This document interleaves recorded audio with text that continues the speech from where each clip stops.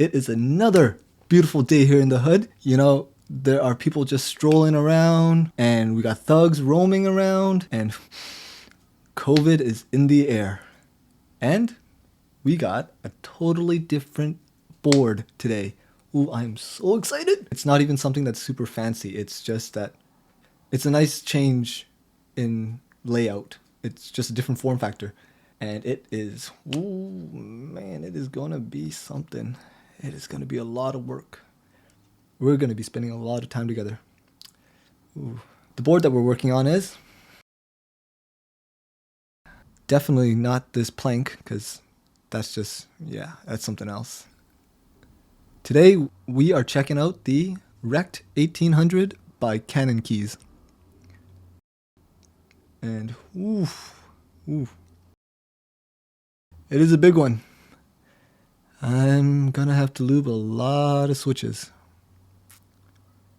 This is gonna take me all day. It's gonna take me 3 days. Well, we're gonna be spending a lot of time together, so might as well just get comfortable. Go grab some snacks, order a pizza, order me a pizza, please. And yeah, I'm gonna need a break. How about we meet back in 2 minutes? And when we come back, let's get wrecked. Cool? See you in a bit.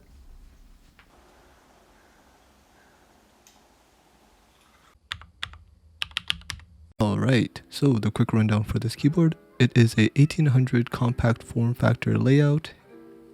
It costs $330 or 400 Canadian dollars.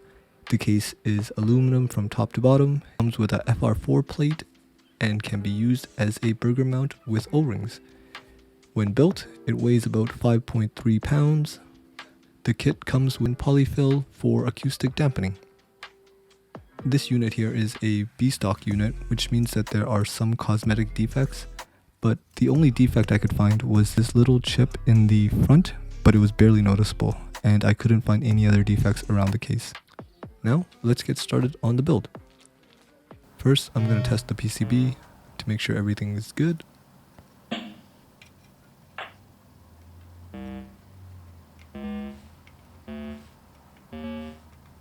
For switches, I used Pinokos, lubed with Krytox 205 grade 0 and pink TX films.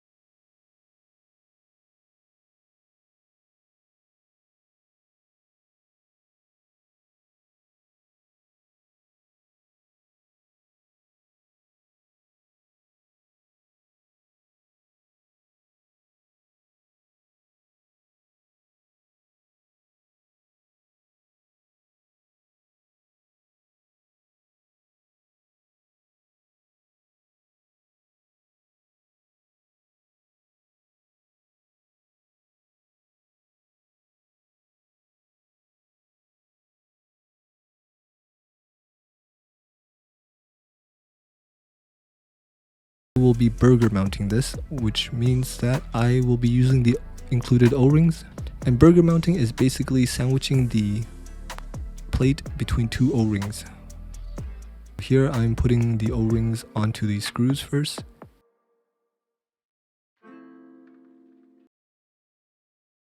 And next I am placing the O-rings carefully on the top case where the screw holes are. Here you can see I'm carefully placing the plate onto the top case to make sure that everything is aligned.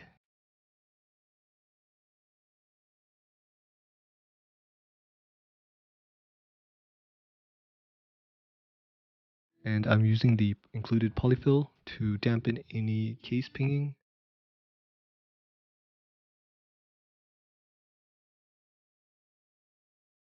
And now let's put this board back together and mount on some keycaps.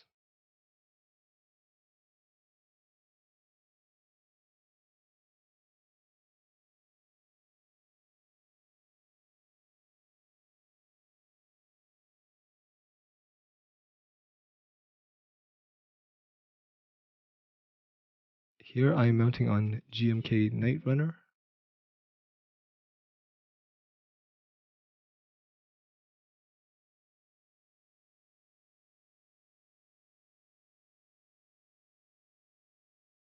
And it's all done. And just in case you don't like Night Runner, I mounted on 3 other sets.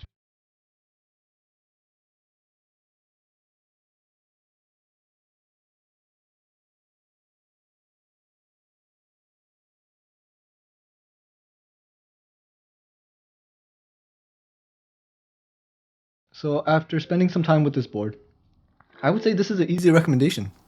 It's if you're looking for a 1800 layout keyboard, this is a great price. It comes with a bunch of extras. The availability, I can't imagine Cannonkeys not running more rounds of this for the in-stock drop. I ended up removing the O-rings from the burger mount and just kept it as a top mount, and I enjoyed it more. The typing feel was more enjoyable for me, and the sound I thought was better. I did post a shorts on comparing the O-rings and no-ring in a shorts video. It's nothing too in-depth, but gives you a general idea. And let me know in the comment section down below what you think of the Rekt1800. Are you trying to get one? Do you have one? What mods have you done with it? I'm curious to know. I hope you guys had fun getting wrecked with me, and I will tap with you guys next time. I love you. Toodles!